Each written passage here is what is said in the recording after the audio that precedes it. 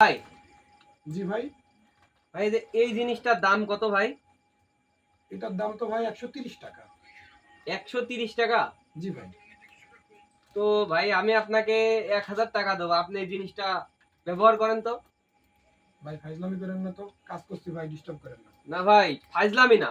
আপনি আমি 1000 টাকা দিতে চাচ্ছি, আপনি এই জিনিসটা একটু ব্যবহার করে দেখান। ভাই এটা কি ছেলেদের ব্যবহার করার জিনিস?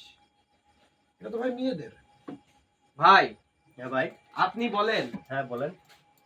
এনাকে আমি 1000 টাকা দিতে চাচ্ছি এই জিনিসটা ব্যবহার করার জন্য, হ্যাঁ কিন্তু ইনি ব্যবহার করতে চাচ্ছেন না।